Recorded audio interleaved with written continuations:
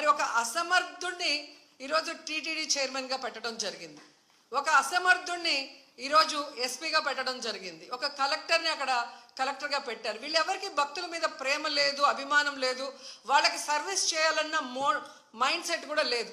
ఎంతసేపు చంద్రబాబు నాయుడు చుట్టూ తిరుగుదామా, ఆయనకి భజన వేస్తే చాలు అనుకున్నాం. నిన్న జరిగింది ఏదో ప్రమాదశాత్తు జరిగింది కాదు, ఇది ప్రభుత్వం చేసిన హత్యలు. ఎందుకంటే చంద్రబాబు నాయుడు గారి నిర్లక్ష్యం, ఆయన నియమించిన టీటీడీ పాలక వర్గం, అలాగే దేవాదాయ శాఖ మంత్రి, అలాగే డిప్యూటీ సీఎం, అలాగే హోంమంత్రి, వీళ్ళందరి నిర్లక్ష్యం వల్లే ఇది జరిగింది. కాబట్టి వీళ్ళందరి మీద కేసులు, అంటే క్రిమినల్ కేసుల్ని ఫైల్ చేయాలని కూడా మేము డిమాండ్ చేస్తున్నాం. నాడు పుష్కరాలు, నేడు తిరుమల. ఆ రోజున గోదావరి పుష్కరాల సమయంలో 29 మంది చనిపోయారు. ఈ రోజున తిరుమలలో 6 సామాన్య భక్తులు ప్రాణాలు కోల్పోయారు. ఇంకా 40 మంది తీవ్రంగా గాయాల పాలై ఉన్నారు. గౌరవ ముఖ్యమంత్రి చంద్రబాబు నాయుడు గారు, దీనికి మీ సమాధానం మీరు అధికారులపై ఆగ్రహం వ్యక్తం చేయడం. ఈ కూటమి ప్రభుత్వానికి మరొక చిన్న రిక్వెస్ట్. మా పార్టీ సీనియర్ నాయకులు భూమన కరుణాకర్ రెడ్డి గారు, అలాగే ఆర్కే రోజా గారు చెప్పినట్లుగా చనిపోయిన కుటుంబాలకి ₹1 మీ ప్రభుత్వం తరఫున మీరు చెల్లించాల్సిందే. ఈ ఒక్క సాయం అయినా ఆ కుటుంబాలకు అందించి వారిని ఆదుకోండి.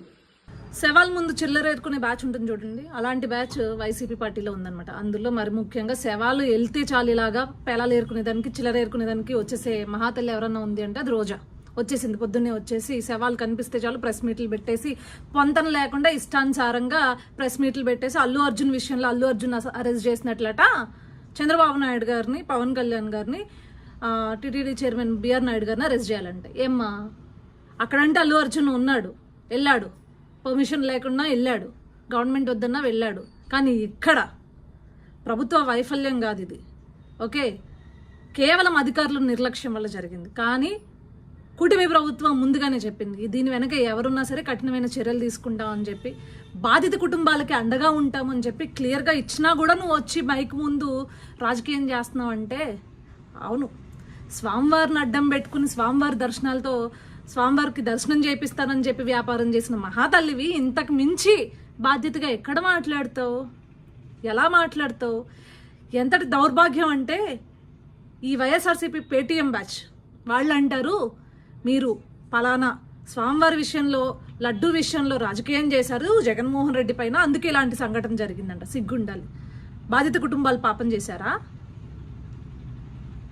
ఎవరిపైన కక్షని ఎవరిపైన వెళ్ళగెక్కుతున్నారు? బాధిత కుటుంబాలని పరామర్శించాల్సింది పోయి ఆ బాధిత కుటుంబాలు పాపం చేశాయని చెప్తున్నారా మీరు? కనీసం 11 సీట్లు వచ్చినా కూడా జ్ఞానం ఉండాలి కదా, సిగ్గుండాలి కదా, నీతి ఉండాలి కదా. ఈరోజు జరిగింది ఒక ఇన్సిడెంట్, కానీ మరి గత ప్రభుత్వంలో జగన్మోహన్ రెడ్డి పరిపాలనలో రూయా హాస్పిటల్లో తిరుపతిలో, ఇదే తిరుపతిలో 11 మంది చిన్నారులు చనిపోతే అది ఎవరి వైఫల్యం, ఎవరి నిర్లక్ష్యం? మరి మీ నిర్లక్ష్యమే కదా, దానివల్లే కదా చనిపోయారు 11 మంది చిన్నారులు. డైరెక్ట్గా ప్రభుత్వ నిర్లక్ష్యం వల్ల చనిపోయారు వాళ్ళు. మరి జగన్మోహన్ రెడ్డిని అరెస్ట్ చేసేద్దామా? ఎస్, అరెస్ట్ చేయాలి జగన్మోహన్ రెడ్డిని. ఇదైనా స్టాంపేడ్ అనేది ఎవరు ఊహించనది. కానీ ఒక గవర్నమెంట్ హాస్పిటల్లో, రూయా హాస్పిటల్లో ఇలాంటి ఆక్సిజన్ లేక ప్రభుత్వ నిర్లక్ష్యం వలన 11 మంది పిల్లలు చనిపోయినప్పుడు ఆ రోజు మరి నువ్వు బాధ్యత తీసుకోలేదు కదా రోజా, మీ ప్రభుత్వం బాధ్యత తీసుకోలేదు కదా. కానీ మీలాగా బాధ్యత తీసుకోని ప్రభుత్వం కాదు ఈ కూటమి ప్రభుత్వం. బాధ్యత తీసుకుంది, ఈరోజు జరిగిన సంఘటనకు విచారణ వ్యక్తం చేసింది, వెంటనే బాధిత కుటుంబాలకు అండగా ఉండి వారికి నష్టపరిహారం చెల్లించి, ఎలాగ చనిపోయిన వాళ్ళని తీసుకొచ్చి ఆ కుటుంబాలకు అప్పచెప్పలేము, కనీసం ఆ కుటుంబాలకి అండగా భరోసాగా ఉండి ధైర్యం చెప్పే పరిస్థితి ఈరోజు కూటమి ప్రభుత్వం చేస్తుంటే ఆ శవాలతో రాజకీయం చేసుకుంటావా నువ్వు? సిగ్గు లేకుండా. స్వామివారి దర్శనాలను వ్యాపారం చేసి, కొండపైన వ్యాపారం చేసిన దానివే నువ్వు, ఎంతకన్నా తెగించగలవు.